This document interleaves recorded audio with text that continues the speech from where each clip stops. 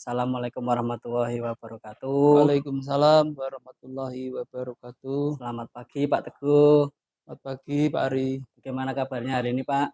Baik, alhamdulillah. Baik, alhamdulillah Pak. Semoga selalu dalam keadaan sehat Pak nggih. Ya, Sebelumnya saya sampaikan terima kasih atas waktu dan kesempatannya. Di sini saya bertugas untuk menyampaikan beberapa pertanyaan ini Pak Teguh ya, kepada Pak Teguh. Terkait dengan pengalaman Bapak sebagai kepala sekolah, dalam mengambil keputusan, terutama terkait dengan kasus-kasus yang, termasuk dilema etika. Itu Pak nggih. Eee, Selama ini bagaimana Bapak dapat, mengidentifikasi kasus-kasus yang merupakan dilema etika, kemudian kasus-kasus yang merupakan bujukan moral? baik, terima kasih Pak Ari. Untuk saya dalam mengidentifikasi kasus yang ada unsur dilema etikanya berarti kasus tersebut itu muncul dua kepentingan yang benar lawan benar.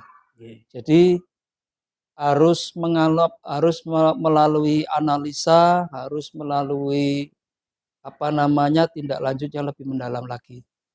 Oh, nggih. Kemudian untuk bujukan moralnya ditinjau dari sisi apakah di dalam studi kasus tersebut ada unsur pelanggaran hukum yang perlu ditindaklanjuti atau tidak.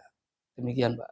Oh, nggih. Kemudian, selama ini bagaimana Bapak menjalankan pengambilan keputusan di sekolah yang Bapak pimpin, terutama untuk kasus-kasus di mana ada 2 kepentingan yang sama-sama benar nih, Pak, atau sama-sama mengandung nilai kebajikan? Ya, untuk kasus yang mengandung paradigma benar melawan benar atau dua kepentingan yang sama-sama benar dan ada unsur nilai-nilai kebajikannya, saya biasanya menerapkan komunikasi yang intens terhadap guru, kemudian saya berupaya menjalankan prosedur dengan mengambil 9 langkah keputusan kebajikan. Nggih, berarti intinya komunikasi, Pak, ya? Ya, Pada, mungkin dengan rekan-rekan ya. guru seperti Nanti itu, kan ya? tindak lanjutnya adalah dengan musyawarah, kemudian pengambilan keputusan. Oke, baik. Kemudian untuk langkah-langkah atau prosedur seperti apa ini yang biasa Bapak lakukan selama ini, selama menjadi, kepala sekolah? Baik. Jika kasus itu apa namanya mengandung unsur dilemanya, saya terbiasa melakukan analisa terlebih dahulu supaya dapat mengidentifikasi permasalahannya. Kemudian saya akan melihat lebih dalam kasus tersebut, apakah unsur dari dua kepentingan tersebut bisa diambil tindakan yang nantinya akan menghasilkan suatu kebijakan yang baik untuk semua pihak. Oke, berarti intinya mengusahakan untuk yang terbaik kepada semua pihak, Pak, ya. Ya, Kemudian untuk pertanyaan selanjutnya ini, Pak, hal-hal apa saja yang selama ini merupakan tantangan dalam pengambilan keputusan pada, khususnya kasus-kasus dilema etika ini, Pak? baik Pak Ari, untuk tantangan sebetulnya banyak ya. Saya ambil beberapa saja. Yang pertama, apabila hal tersebut muncul kasusnya dari siswa, ini berarti kan kami harus memperdalam dari unsur kesiswanya tersebut, termasuk dari unsur pihak luarnya. Mhm. Berarti ini adalah individu lawan kelompok. Mengapa saya sebut kelompok? Karena siswa tidak sendirian. Pasti di situ ada keluarga dan juga ada lingkungan sosial yang mengikutinya. Nah, sedangkan untuk kasus yang hanya berhubungan dengan kami dengan personalia guru, biasanya saya melakukan tindakan komunikasi yang baik, kemudian melakukan coaching begitu Pak, sehingga bisa dihasilkan satu kebijakan yang dirasa sama-sama mengenakkan begitu. Oke. Oke, baik. Kemudian hal-hal apa saja nih yang selama ini Pak Teguh anggap efektif dalam pengambilan keputusan pada kasus-kasus dilema etika?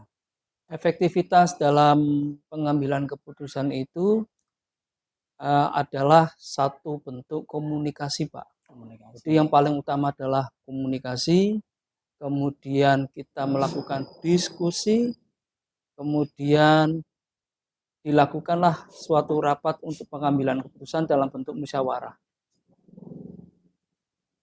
Jadi komunikasi, diskusi, dan musyawarah. Musyawarah. Ya, seperti itu. Baik, saya lanjutkan ke pertanyaan berikutnya, Bapak. Apakah Pak Teguh memiliki sebuah tata kala atau jadwal tertentu dalam sebuah penyelesaian kasus dilema etika?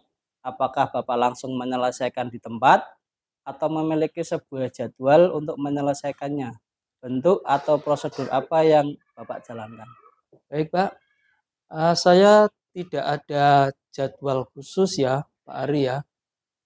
Nah, jadi kalau saya mengidentifikasi kasus tersebut itu bisa secepatnya diselesaikan, saya saat itu juga, hari itu juga saya selesaikan.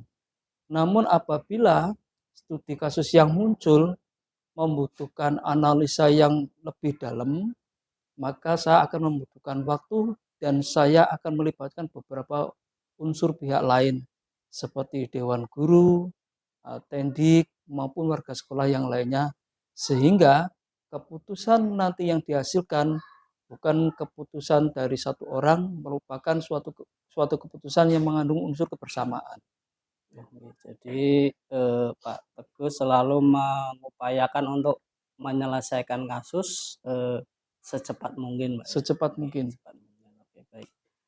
Ini kemudian untuk pertanyaan berikutnya, Bapak, adakah seseorang atau faktor-faktor yang selama ini mempermudah atau membantu Pak Teguh dalam mengambil keputusan dalam kasus-kasus dilema etika? Ya, tentu saja pasti ada unsur atau faktor lain yang membantu dalam saya merumuskan atau melakukan suatu keputusan dalam kebajikan tersebut, yaitu Bapak Ibu guru dan juga unsur dinas dari pengawas, dari unsur apa namanya Kapidikdas dan seterusnya begitu. Oke, baik. Kemudian untuk pertanyaan terakhir ini, Pak. Dari semua hal yang telah disampaikan dari obrolan kita, ini pembelajaran apa yang dapat Pak Teguh petik dari pengalaman Bapak ketika mengambil keputusan untuk terutama untuk kasus-kasus dilema etika? Ya, kasus dilema etika selalu saja memunculkan dua kepentingan yang sama-sama benar. Hal ini merupakan satu pembelajaran yang baik bagi kami untuk bisa mengambil keputusan, namun berpihak untuk semua pihak. Artinya keputusan ini hanya tidak menguntungkan di salah satu pihak, tapi kedua-duanya mendapat kebijaksanaan yang sama. Hal ini perlu pendalaman yang khusus, butuh waktu dan butuh pengambilan keputusan yang tepat. Baik, terima kasih Pak Teguh. Demikian yang ingin saya sampaikan tadi, pertanyaan yang kurang lebih menjadi tugas saya. Saya ucapkan terima kasih atas waktunya dan kesempatannya. Saya banyak belajar dari Pak Teguh, terutama terkait dengan pengambilan keputusan untuk kasus-kasus yang termasuk dilema etika ataupun rujukan moral. Terima kasih Pak Teguh. Mohon maaf waktunya saya ganggu ya. Oke. Baik Pak Ari, terima kasih juga sudah berkunjung dan mewawancarai saya. Kita di sini sebenarnya sama-sama mendapatkan ilmu baru. Semoga bermanfaat untuk Pak Ari dan juga bermanfaat untuk saya. Terima kasih Pak. Terima kasih Pak Teguh. Ya. Assalamualaikum. Waalaikumsalam warahmatullahi wabarakatuh.